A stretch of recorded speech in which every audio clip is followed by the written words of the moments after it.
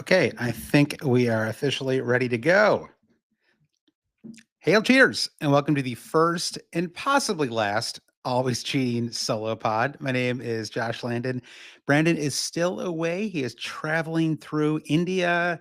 I think Spain is involved as well. He may actually be on his way to Spain at this point. So if you are based in Spain, this is your chance to hit him up. But otherwise, this is just me doing a solo pod, which I've never actually done for the main feed. We've done this for our podcasts or Patreons many times over the years, what we call our kitchen table podcasts. It's kind of started off as solo pods. We almost always do them together now. So kind of fun to just sort of check in. But obviously, I'm marching in a tradition set up by many who've gone before me on YouTube and for mainstream pods. Yeah, let's see how it goes. I'm taking Andy and the General and Focal and others as my inspiration as we do this solo pod today. But Brandon will be back next week. And next week actually will be a chance for us to really dig into game week 25 for reasons that'll be obvious in a second here. We aren't really going to get too much into game week 25. This is really more about kind of taking the temperature, talking a little bit about the last couple of days in FPL, which is it's been kind of crazy. It's been a pretty wild couple of days, and so we're gonna talk through it and talk through some strategy over the next couple of weeks because there's really quite a lot to consider. Talk a little bit about the initial thoughts and returns on the assistant manager chip, and then answer some questions. So let's kick things off here. So, do I want to do a score check to kick things off? Not really. I guess I probably should. I'm on 75 points so far, and which is like it's okay. I feel like that is not the worst return in the world, but it's not like super exciting either. I would say. Let me pull up for anybody who's watching on YouTube. Um, my squad, so you can take a look at it here and have a good laugh for a second. No, I mean it's going okay. I'm on 75 points. I have let's see, I have Palmer tomorrow. I feel like he doesn't even count at this point. His like they do the effective ownership thing, right? So how much having a player helps or hurts you. He was at exactly 0% for me in my mini leagues. He is universally owned. His returns do not help or hurt me. So great. Tomorrow's like a full-on free roll. We can just watch him play West Ham, and we can all root for him together, I guess. I still have after that Trent Alexander-Arnold to go, which I think he'll be fine. I was just reading a little bit about it before the pod today. He has well, at least what's rumored to be a quad injury, so much better than the dreaded hamstring issues that will almost always knock you out for 2 or 3 weeks. And he is there's a chance he's back as soon as the second game week. The second leg, I suppose, of Liverpool's double game week. So we'll see what we get from him from that. I also have Branthwaite still to go. Honestly, I was sort of just picking between the three Everton defenders. I actually needed to free up some money in order to activate the assistant managership. I forgot that you had to pay to buy the manager. So I had this whole plan worked out, and then I realized I did not have 1.5 million to bring in Arne Slot. So Branthwaite came in. I sort of had my pick of any of the Everton defenders, and I just went for him because his ownership was the lowest of the three that I was considering. Possibly a dumb reason. I don't know. It turns out Tarkowski kind of would have been the option to go for there. Even Michaelenko is probably a slightly better option because he created a big chance. But I have Branthwaite, so let's see how it goes for with Branthwaite, and I have Njai as well, who got a nice goal and two bonus points as well late. I thought he was on one. It looks like he actually moved from one to two. So feeling good about the Njai transfer. Unfortunately, I'd brought in Calvert Lewin the week before, and so I had to kind of burn what felt like an extra transfer to make that move. But it was one of those. Thanks again to Dave for being on the podcast last week, and he was talking about trying to avoid that kind of sunk cost feeling in FPL and just sort of making the most sensible move. And for me, it was moving the injured Calvert Lewin to the like for like and Jai. I mean, who knew that Beto was going to get a brace, right? I mean, that seemed unlikely. Certainly wasn't what the kind of betting odds would have indicated either. But the very late, I think it was an extra time, and Jai goal makes that transfer worthwhile. And then I also have Mo Salah away, although I have him just captain and not triple captain. So I guess I'm sort of not like rooting against Mo. I find it very hard to root against Mo Salah. He's a little too lovable to properly root against. But I also have Arne Slot as my assistant manager, and I got 10 points from him. So in the end, the Salah goals kind of helped because they were extra goals. The assistant managership has turned out to be uh, extraordinarily complicated, and I cannot decide if it's a good thing or a bad thing. Um, I am actually leaning towards good thing because I have to admit that my engagement on Friday was certainly heightened, and I was really trying to figure out what to do. Once they announced that there was another double game week coming, literally next week, as I say, the next game week in game week 25, but we don't actually know who's going to play in that game week. It really change, I think, kind of everybody's strategy, or at least it forced you to, think about your strategy a little bit and decide whether you wanted to sort of continue on. I was playing a triple captain Salah.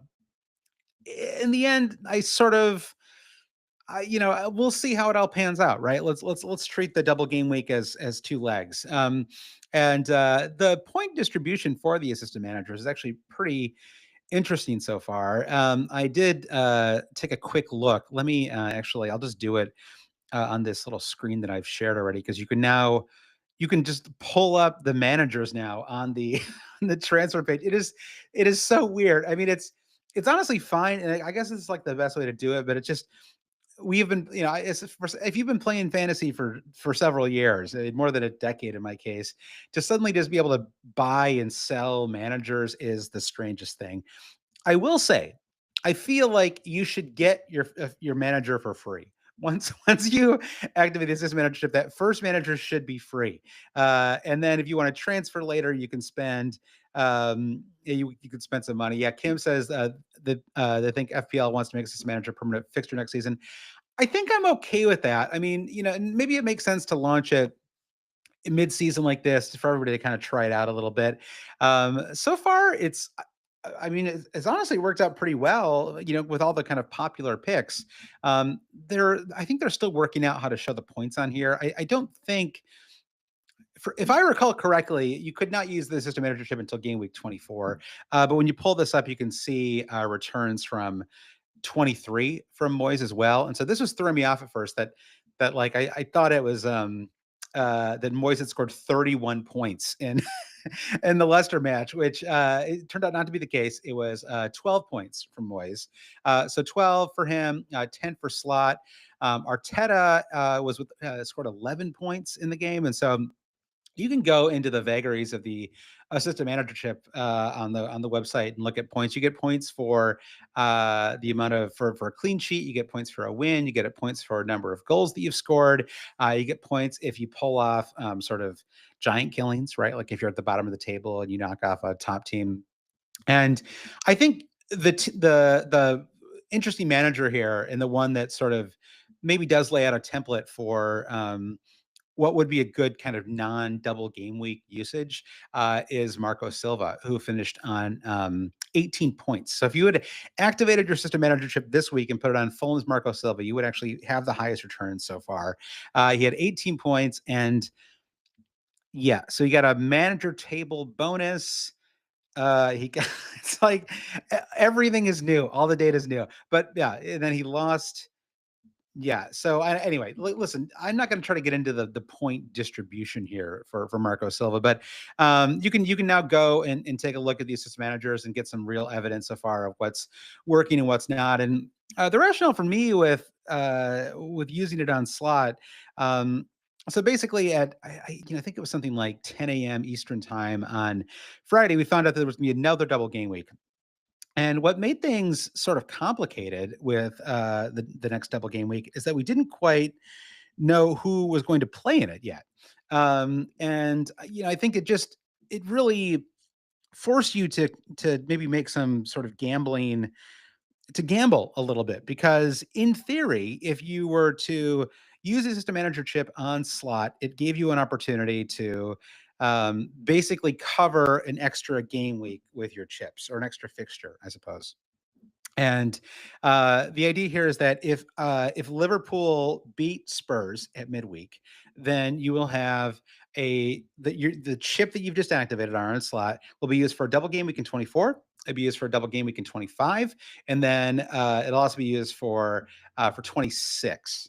Right, so that's three. Right, so you get five fixtures covered, just from the one chip, which is it's just unlikely that you're going to get double game weeks like that, like further on in the season. And so that was sort of the gamble. I mean, the tricky thing is that Spurs are such unpredictable team. I guess unpredictable is a nicer way of saying inconsistent.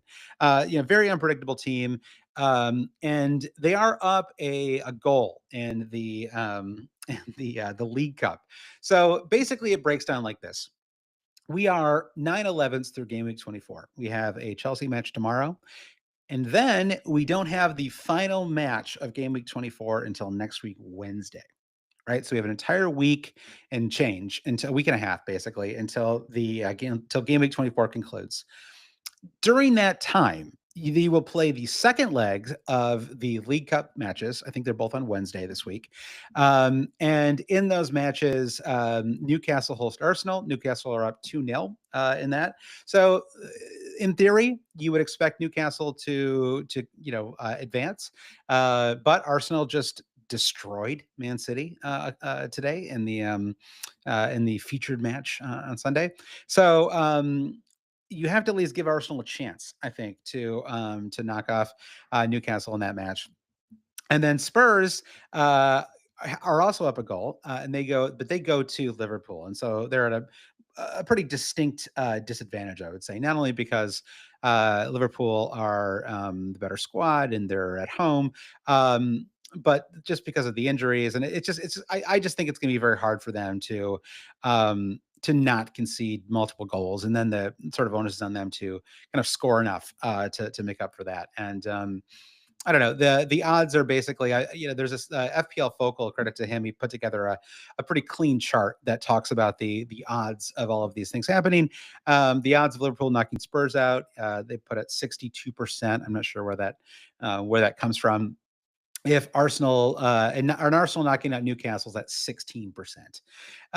So what we know is that depending on who wins in the League Cup, those teams will have double game weeks in 25, and basically they're kind of moving up the League Cup final fixtures in order to, or like the fixtures that are going to be missed during the League Cup final, they're going to move them up to a double game week in 25.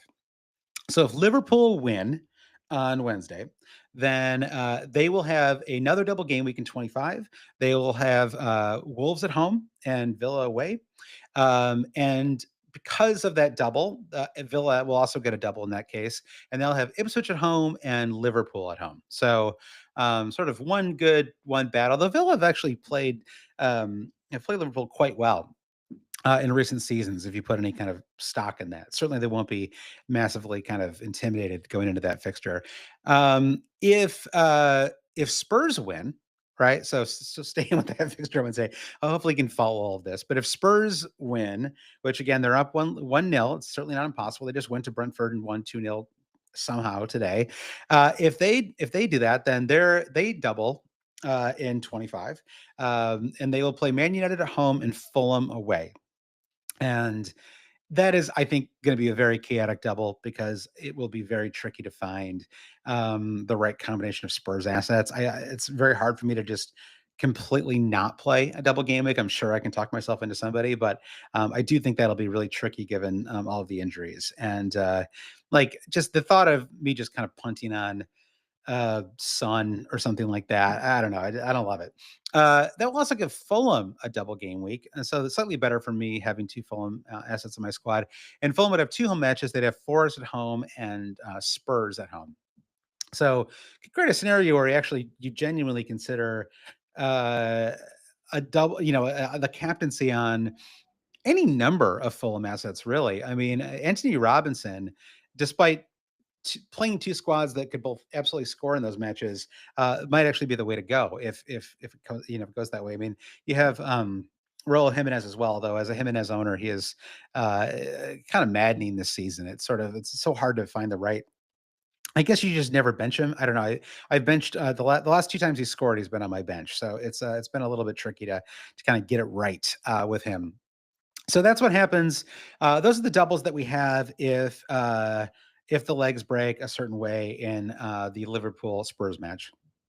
The other match is Chelsea, and the reason they're doing this, by the way, is because of European commitments, right? The Europa League in the case of Spurs, Champions League in the case of Arsenal. There's just so many midweek fixtures to come, especially with the kind of supersized Champions League this year, and final matches being played, final group stage matches being played through last week.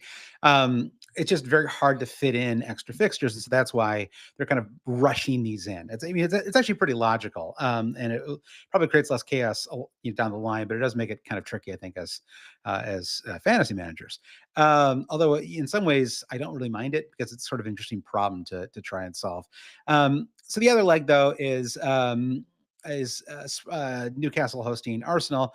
And if Newcastle win, then they just don't have a double in 25 because they don't have any of these European commitments. So they're just going to figure out when to play the match that won't be played the weekend of the League Cup final, right? Because they would be in the League Cup final if they win. They will not play that match. And they will not play the match they have scheduled for that weekend, and they'll just reschedule that at a later date. If Arsenal come back and win, then they will have a double in game week 25, as will Chelsea. So Arsenal would host Chelsea, play away to Leicester, and Chelsea would play away to Arsenal and away to Brighton. So yeah, the real chaos result is Arsenal knocking out Newcastle. I think that will really will tax us. And I think if you have 5 transfers right now, it is an amazing time. A lot of flexibility ahead. I think in some ways, I think I underestimated the potency of having so many transfers. I mean, I knew it would be an important change to the game, but as a relatively impatient, kind of aggressive manager, I am definitely feeling the effects right now of having fewer transfers available to me. I think the people who have 5 are really in a great spot. And because once the assistant manager chip has been activated, you cannot play a chip for any of those 3 weeks, like a different chip. You actually can't wild card either. So, I have 1 transfer going into 25. So, I guess for me, the ideal outcome would be Liverpool beating Spurs because I would have 3 Liverpool assets with my 2 players in slot, and then I have 1 Villa asset. I have just Morgan Rogers, but relatively easy to get 1 or 2 extra assets, even if I just went for a like a sub 5 million defender, right? So there are at least some options with Villa. Liverpool effectively covered. So that's kind of what I'm hoping for there. Is that's sort of maybe the least chaotic for me personally. So yeah, but if Spurs knock Liverpool out and Arsenal knock Newcastle out, get ready for proper chaos. It's going to be kind of insane. So because in that case, you would have 4 teams doubling. And if you have if you've played that as a managership, I would have 1 transfer to cover 8 fixtures in game week 25. I might burn like a minus 20 or something like that if that comes to pass. So really interesting. It sounds a little chaotic when you kind of say it all out loud, but I think as a strategic challenge, it's kind of fun in a way. It's sort of fun to think this stuff through and sort of figure out, what the best strategy is. I will say, I think so far, um, there was a question from El Haro on our Discord, and he said, "I know it's not over, but which chip strategy is one so far, system manager, triple captainers?" Um, I mean, based on just sheer points, I suppose you have to put it on the triple captainers.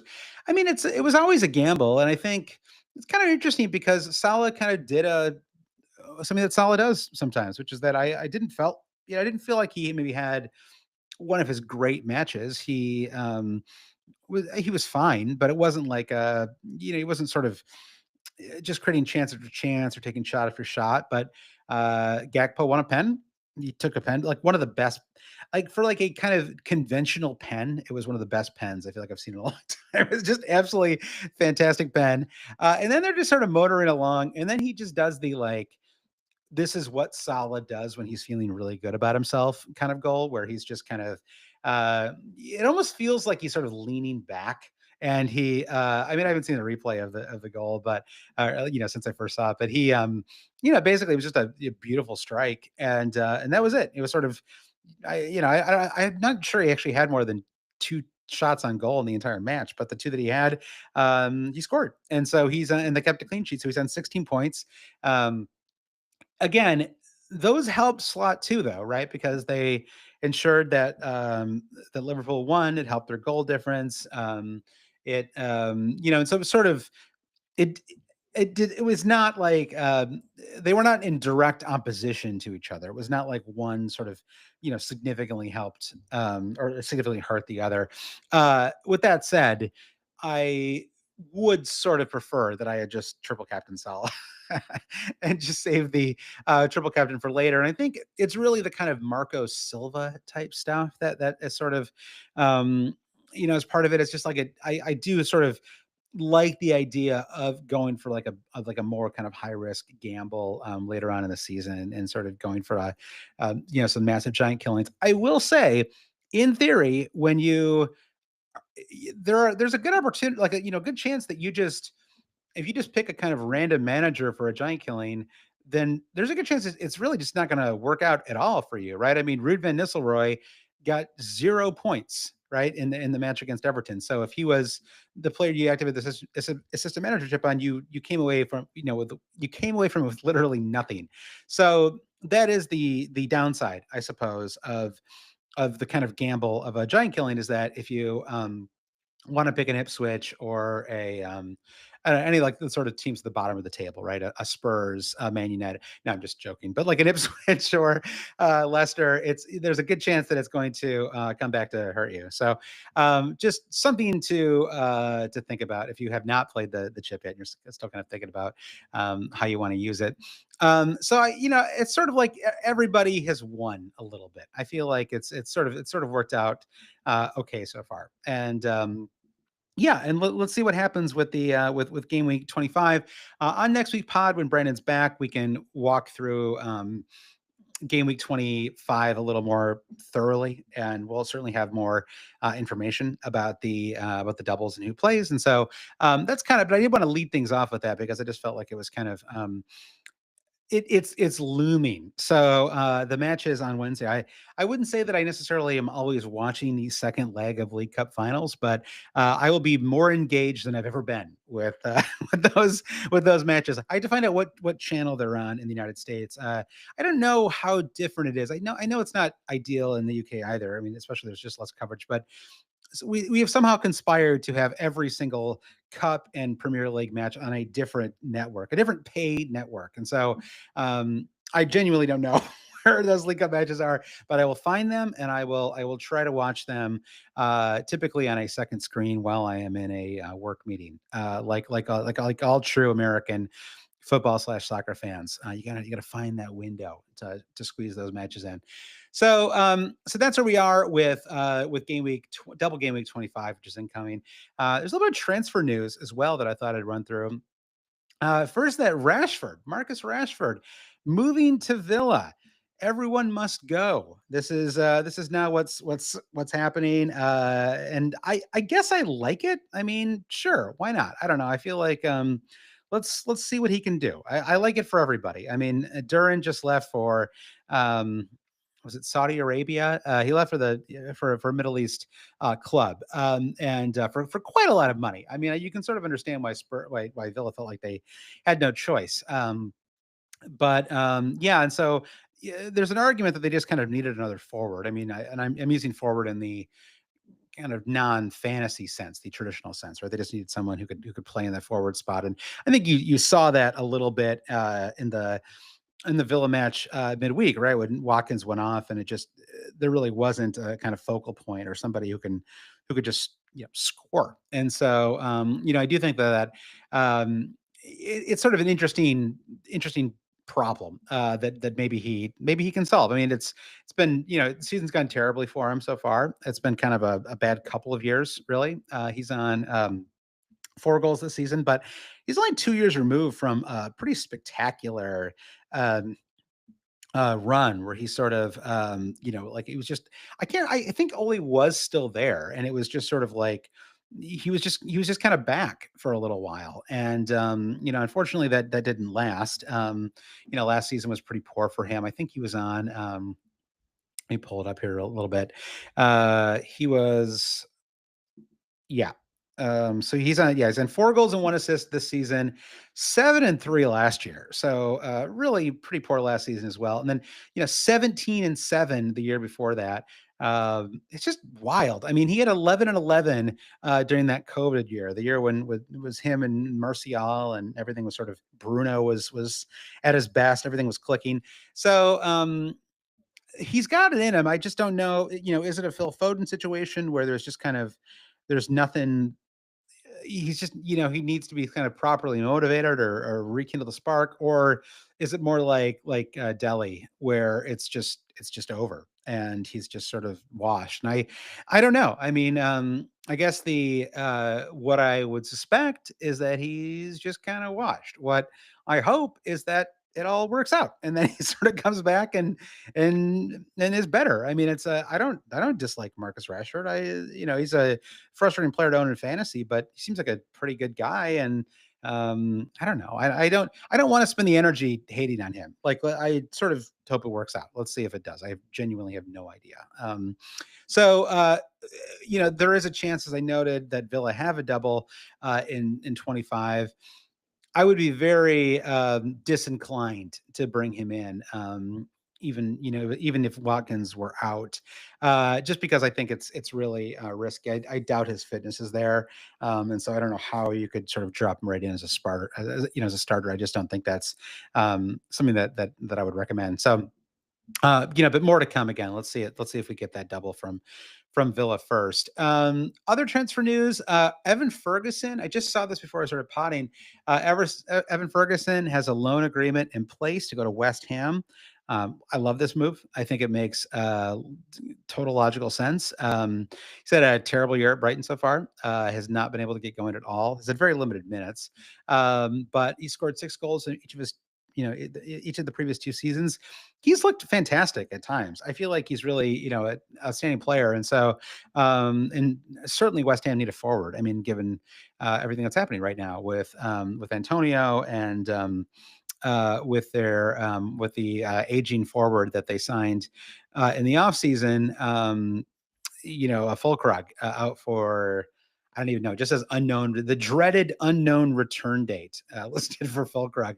So yeah, so so I think that's kind of a fun signing. Again, not really anyone that you should be bringing in right away, but I like it. I like it for West Ham, even if even if it's never a fantasy thing, it's sort of it's a fun move. And if I were a West Ham supporter, I'd be kind of excited about this move. Let's see how it all works out. So it's only 5.5 million too. So there's at least a chance that he can. I mean, he has not had any opportunities so far. I mean, I'm just looking at his returns. I mean, his minutes are the most minutes he had 69 minutes in one match, 59 in another, and everything else was sub 20 minutes. So it's not like he's had a number of runouts and just kind of failed to deliver. He's just not getting any space at all in that squad. Partially, I think it's because Danny Welbeck's played so well, but who knows? I mean, De Zerbi didn't ever seem hugely enthusiastic about Ferguson either. So, who knows what the deal is there? All right. So other moves. Let's see. I guess that's kind of it, actually. So let's move on to some match reviews. Talked a little bit about the Bournemouth Liverpool match already. We Salah, talked about him. Arne Slot with 10 points to start things off. I think it's kind of interesting. I guess some of the excitement died down about the Bournemouth midfielders when the double game week was announced for 25. Just less appealing because they don't double, and so you didn't necessarily want to burn a transfer bringing one of them in. But one of those matches where I didn't come away feeling less excited about the Bournemouth midfielders. I thought, Semenyo had multiple chances. I mean, he came away from the match with an XG of 0.7, which is spectacular. Justin Cliver was on 0.6, 0.68. So they both were, had fantastic matches. Otara, who was maybe the hottest option of the three, was I thought a little less involved on the attack, but yeah, Cliver and Semenyo still great pickups, I think, and I think once game week 25 is over, will be, exciting options again. With Liverpool, I mean, the question now is, are we going to get an extended run out is Trent going to be out for an extended amount of time, and will Bradley then get an extended run out? Who knows? We should know more in the next couple of days, and we'll see. I mean, I think that what we're seeing, further is just that it does feel like Konate kind of gets you there. Like, I'm not certain that you're getting that much more from Van Dijk at this point. I mean, superior XG for sure, but that 1.2 million makes a pretty massive difference in terms of what you can do. A Clivert, or Konate is at 5.2 million, Van Dijk's at 6.4. So certainly, if I were, I don't really know. I don't know who would be looking at bringing in a third Liverpool asset for 25. I guess maybe if you had two and or I don't know, I guess if Trent's out for an extended run, then Konate I think is really appealing. Or if maybe you had two and then I don't know, who knows? Maybe for some reason you only had two. I don't know, whatever the reason might be. I do think that Konate makes a lot of sense if Liverpool double in 25, just because you do get that you get the two. Well, you get two matches, but one of them being a home fixture with Wolves. Although Wolves did have a nice match on Saturday. So, yeah, but otherwise, I think Gakpo has just proven to be just a really kind of in the Firmino mold a little bit. I guess he scores a little more than Firmino, but just a real pleasure to watch. He can score, he can assist. He's just really involved. It's like every match that Gakpo is in, I feel like he is just. I guess that's why I made the Firmino comparison, because I always felt that way about Firmino too. He's one of my favorite players, maybe one of my all-time favorite players to watch in the Premier League, because it was just so fun to watch him do everything and be really unselfish. And you could press. He was willing to, if there was like a breakaway, he was always looking for the extra pass to give somebody a better opportunity to score. So I don't know, maybe Gakpo is a little more kind of goal focused, but yeah, it's just they're a fun squad to watch right now. It was a really impressive performance, I thought. I'm not sure that 2-0 was necessarily a deserved scoreline. You could certainly argue that Bournemouth deserved to get something out of that match, or at least score a goal, but that's how it goes. And so yeah, so it didn't come away feeling any worse about the Bournemouth defenders. It was just maybe a slightly unlucky match. Forest Brighton was the match that a lot of us woke up to. I woke up to if you're in the US. I slept right through it. I was sort of there was like just bigger things happening later on in the day. I was not banking on 7-0 and a Wood hat trick. So yeah, crazy thing to wake up to if you did not own Wood, or like many people, dropped Wood in order to bring in a someone like Njai for the double. And so yeah, a real tale of, or I don't even really know. I won't use a cliche here, but just if you had Wood, it was fantastic. If you didn't or dropped him, it was kind of a rough morning because it felt like you were kind of 17 points in the hole already. So, but just an amazing season for Wood so far. I think he's now up to 17 goals and 2 assists on the year, which is just absolutely fantastic. Yeah, he finished on 84 bonus points in the bonus point system. Gibbs White, by the way, again, just a low key spectacular season. Again, not necessarily from a fantasy point of view, but he's just incredible. Just having a great season for a number 10, and really, I feel like Wood gets all the attention. People are talking about this team, at least maybe just in fantasy. But yeah, I mean, yeah, I guess it's just 5 goals and 6 assists for Gibbs White. Although he did miss, he's missed one, two, three, four. Yeah, he's missed several matches so far in the season, and so I think that does deflate his numbers a little bit. But I think he's been great. Definitely an option to consider for fantasy down the line, and just 6.4 million, so it doesn't break the bank to bring him in.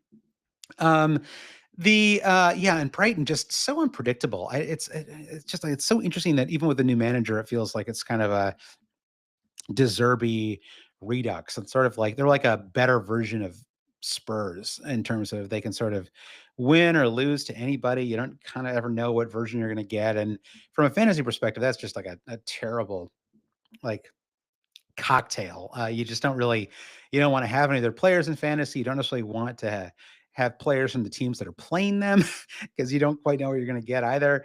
And so, yeah, but the Forest defense, who I just still have not owned the entire season, which it does go a long way to explaining my overall rank at the moment. But yeah, sells on 6 saves.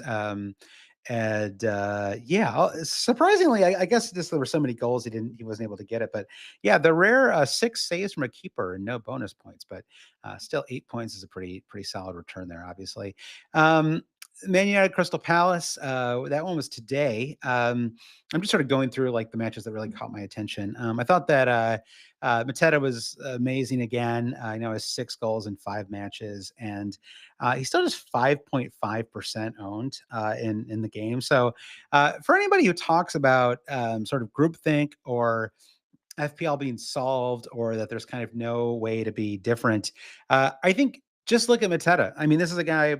This was. It was not like impossible to predict a return like this from Mateta. He was absolutely fantastic last season. Um, he started to come into form. It was a great run for Palace. Now, again, I'm saying this. Bring him? Did I bring him in? No, I did not. I probably should have. That would have been great. But again, there are options out there for people who are trying to be creative and find people who have low ownership. Like if you just want to target manager, like players with like sub 10% ownership, there are a ton out there. I mean, Gibbs White, I don't know what his ownership is at either, but he's at yeah, he's at 4.5%. So you have these, there are fantastic options available for nothing, right? Just like a, for sub 5%, you can get some like players on teams that are performing incredibly well, and that have sort of very low ownership. And Palace are now officially in the performing very well territory. They have 4 straight clean sheets in their away matches. Kind of a weird stat, but it is true. And yeah, it just feels like everything that we sort of thought we would get from Palace going into the season, it just took them quite a long time to get there. Basically, it took them half the season to get there, but now we're seeing it, and it's you can see why everyone thought they would be excellent this year. I mean, they have a really solid striker in Mateta. They Eze is fantastic. Obviously, he's dealt with a lot of injury issues, but he's still a fantastic player, and their defense is excellent.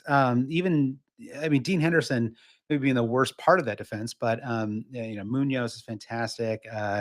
Just kind of everybody's had a really solid year for. Well, I should say everybody has since like I don't know December, everyone has really started to click for them, and I guess maybe it was just missing Michael Elise and sort of adjusting to life without him. But they are for like we have to kind of drop this idea of Palace as a kind of disappointing squad or maybe an inconsistent squad. We've actually seen quite a lot of consistency from them over the last several weeks, as much as you're going to get from a kind of mid-table, club anyway. And again, even if you just focus on the defense and Mateta, I think there's a lot of value there. And so, yeah, the other key matches, yeah, Spurs holding Brentford to nil away at the GTEC. I'm always talking about the GTEC as a very tough place to go in and play. Now, granted, it was not a night match at the GTEC. The GTEC at night is fierce. The GTEC at day, it can be solved. So I don't really know. I mean, my when it comes to Spurs, I suppose if they win against Liverpool, then we really have to start talking about them again. Um, Otherwise, I almost feel like it just sort of makes me wonder what's going to happen in the League Cup. Does it sort of help them push on, or does it? Is there like a little bit of a kind of, I don't know, like they're not. It's like they sort of righted the ship a little bit, and so maybe they have like a little bit less of a like fire. Like they're not trying to save the manager's job now. Like maybe it doesn't matter quite as much. I don't really know. It's just a weird. It's a weird time with them. But there's so many players out for them right now. Solanke, Johnson, Madison, Dogi, Romero, Dragusin, Vicario.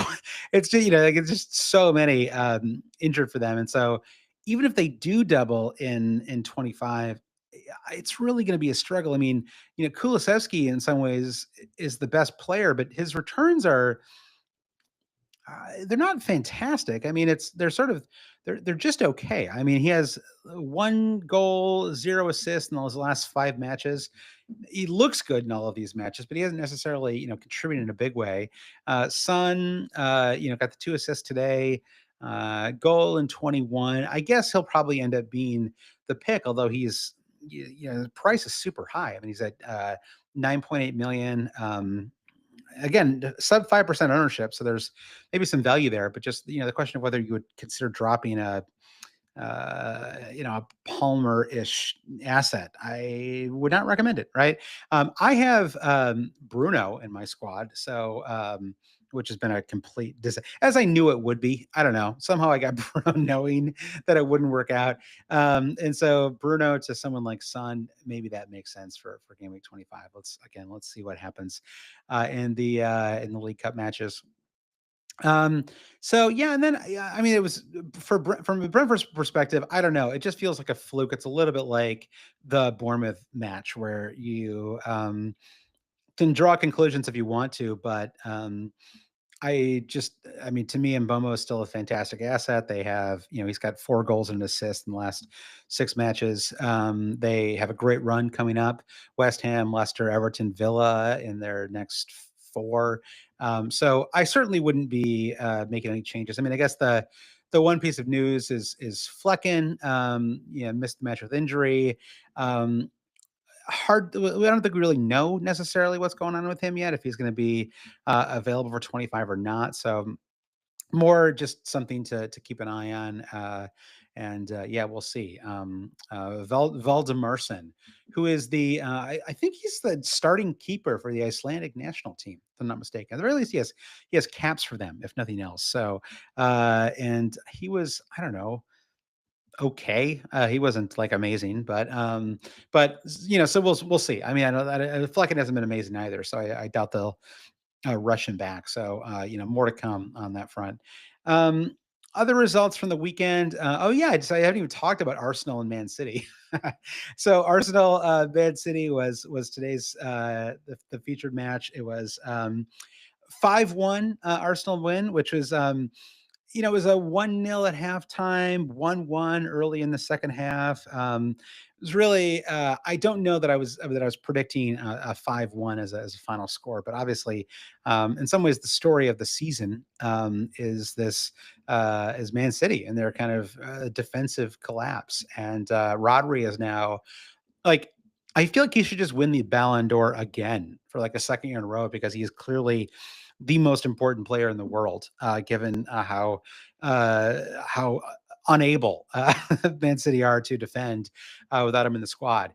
But when you look at the returns from the from the Arsenal players, it's really why I would kind of prefer that they did not beat Newcastle when they played them in the second leg of the League Cup, because I don't even know who you could like. I guess Havertz would be a top option. Super inconsistent. They're all. It's like it's spread out so much. Odegaard, I had it for several weeks. Got nothing from him. And I mean, Lewis Skelly scored a goal. I mean, Thomas, Declan Rice got 2 assists. I mean, it was just like all over the place in terms of the returns, and then they failed to keep a clean sheet again, which is kind of the story for them outside of the Wolves match last week. So I just think it's really tricky to kind of move forward with any Arsenal assets. It was a strange match in that regard, where you sort of you it's a 5-1 win, but kind of nobody even really had many Arsenal assets outside of maybe one or two defenders, neither of whom, and like the most heavily owned would be Ryan Gabriel. There's a little injury debt with Raya, though he didn't end up playing in the match. They both blanked. As did Timber, got another yellow card as well. So just a really strange match. And then from a City perspective, I mean, Holland scored again, but it's just because they're conceding so many goals right now. It's He's not even really getting bonus points or really have an opportunity for multiple returns. And so so and obviously he's also cost twice as much as some of the other players that you would consider. And so I will say the pricing kind of worked in the sense they more or less kind of eliminated him from the game. And I mean, obviously, like I don't know, Holland eliminated himself in a sense, because he had a really terrible run of form kind of going into the holidays. But I just think it's really tricky right now with either City or Arsenal. To sort of figure out what you want to do with them moving forward. And my inclination is just to kind of continue to avoid them. And because um, I we don't expect, although it's certainly it's still possible that Arsenal double in 25. But if they don't, then at least we get another week to sort of figure out what we maybe want to or don't want to do with Arsenal moving forward. And so that kind of runs you through, I think, the key highlights from this weekend. I'm trying to think of any other matches that I wanted to hit on. I thought the Wolves Villa was well, yeah, I mean, Fulham had a great win. If Brandon were here, we would have talked about the Fulham match more. But Wolves Villa, was an impressive away win for them. Really nice late goal from Cunha. I thought it was just, I think that when Watkins went off at halftime, it was sort of, they were kind of done. And I think there's probably a little bit of a Champions League hangover for them as well, because they had to play their full squad at midweek.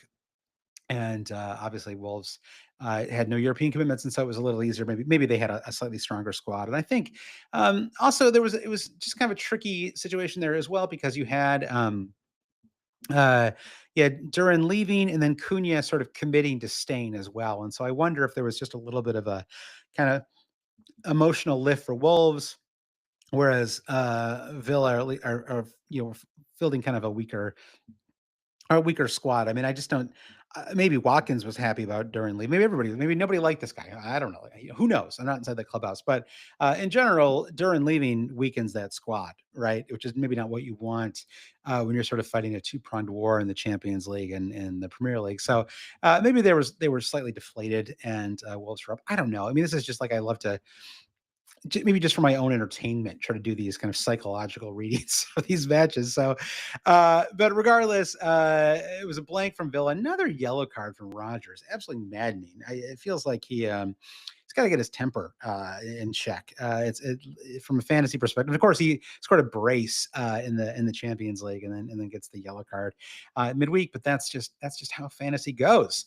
So that's I think that covers what I want to cover in the. Well, we didn't really cover the Everton match, but I guess we did enough. I don't know. I mean, let's see how the second leg goes. But it was an impressive performance, and they basically are up now. I mean, 3 wins and three. That should be plenty for them moving forward. And given the other teams at the bottom of the table, so credit to they made, I suppose, the right signing in Moyes. I mean, maybe who knows? Maybe any manager could have done it, but he came in and got 3 wins and three, and effectively secured them going up. And so I don't know. And he's less irritating to me than like a Big Sam, So I was like a little more okay with Moyes than Big Sam. All right, so let's oh, I want to do just a quick Patreon shout out. Go to patreon.com/always cheating to support the podcast. We do extra podcasts each week. And usually it's me and Brandon, although I did a solo one last week. And you can chat on the Discord. I thought the Discord was incredibly helpful, especially as social media gets kind of increasingly fragmented. It is nice to have a kind of stable place where you're not trying to toggle between several different social networks, try to find the voices that you trust. There's enough, like it's just a very smart community, people I really trust and whose opinions I respect. So when everything kind of broke on Friday, I was in there with friend of the podcast Dave and lots of other people, Aloha Lounge and Luke, and I don't I don't need to read off everybody, but there's a ton of people in there who are talking things through, and it was great to be part of that community. So if you want to support the podcast, you can go to patreon.com/always cheating. You also get an ad-free podcast feed.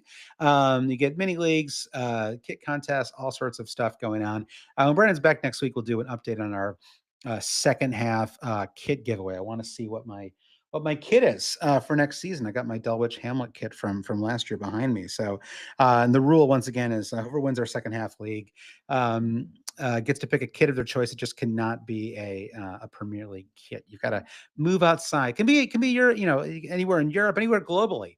It can even be within England itself. It just cannot be a Premier League squad. So yeah, so a quick thank you though to some new patrons, Drew Kalbach, Pat Muck, aka Skinny Nige, and Jarl Dahlstrom. So thank you to newest patrons. Always great to get patrons. This once you're into the second half of the season. Um, so yeah, that's where we are. There are a couple of questions I thought I'd just take real quick. One is um, Timbo said, would you take a hit to double up on Bournemouth mids this week?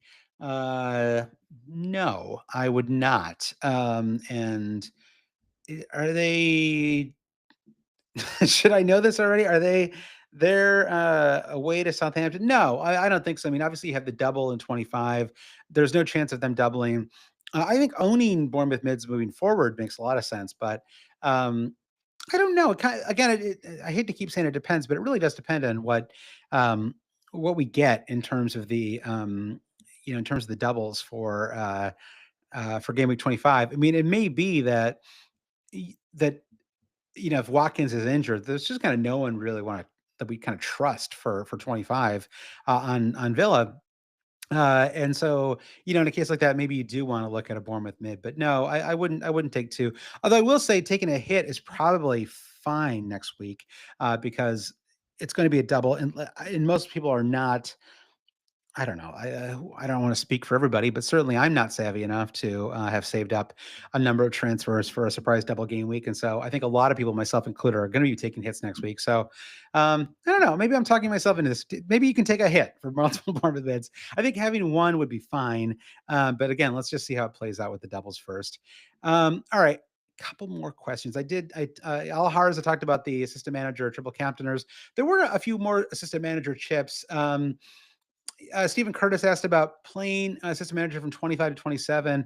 And he asked, who to go with. And I think it just, again, I'm sorry to give such a boring answer, but I really do think it depends on who doubles in 25 and 27. I mean, I do think that there's a pretty strong case for going with Villa as a possible assistant manager for 25. I mean, it would be in some ways kind of ideal because you would have the Ipswich match, right? So the good chance for a clean sheet and multiple goals to run up the score, and a win, obviously.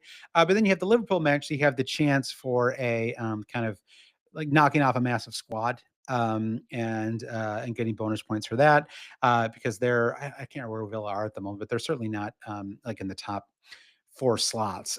There must be mid-table ish right now. So they would get some points for that as well. So you kind of get a chance to get points two different ways. And so I think that one would make some sense. The other doubles, if Spurs win, then I do think that you could look at Marco Silva and Fulham as well, just because they can kind of beat anybody. You wouldn't necessarily get the points for not. I think they'd be above. Well, they'd be below Forest, and so you might get a little bit from that. But they'd be above Spurs. But both matches are home, so there's at least an opportunity there. And they certainly score multiple goals at home, so maybe they could just, even if they conceded goals, they could maybe win both those matches.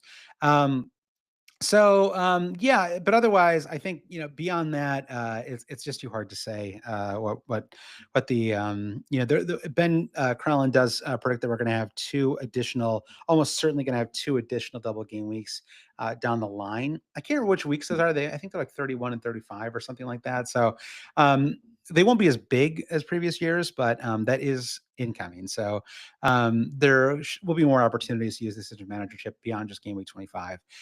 So again, we could talk about that more on next Sunday's pod. Any other questions that I want to get to? Toko Ramirez says, am I crazy to continue to ignore Forest? Their next four fixtures look tricky. Wood et al. Are ruining my chances of mini league glory. I'm sorry to say it, Toko, but you are, well, I don't really know because I'm it's like, no, you're not crazy, but because I mean, let's see, the upcoming run of fixtures, let me pull it up here for them, is away to Fulham, away to Newcastle, home to Arsenal, home to Man City. Not great, agreed, but I don't know. I mean, Fulham just scored a couple of goals away to Newcastle. If I could get something in that. Fulham, even though Robinson has been a good fantasy asset, they can see plenty of goals. Arsenal, tricky, but they're at home and they've beat plenty of quality squads at home.